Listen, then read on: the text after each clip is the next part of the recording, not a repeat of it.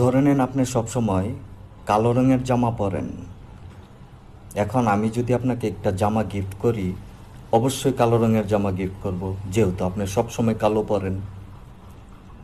ঠিক আপনি যখন কষ্ট থাকেন, প্রকৃতি মনে করে আপনি কষ্ট পছন্দ করেন, এই জন্য তখন প্রকৃতিও আপনাকে কষ্ট আরও বাড়ায় দিতে থাকে।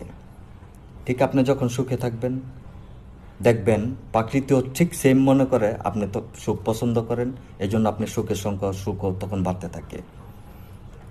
আপনি একটা জিনিস নোটিস করছেন, যখন মানুষ কেউ কষ্টে থাকে তখন দেখবেন সব দিক থেকে তার কষ্টের সংখ্যা শুধু বাড়তে থাকে। আর যখন সুখে থাকে, প্রকৃতিও ঠিক সেম সুখ গিফট করতে থাকে, আপনার সুখের সংখ্যা বাড়তে থাকে। এখন আপনি ডিসাইড করেন প্রকৃতির কাছে আপনি কি চান, কষ্ট না সুখ।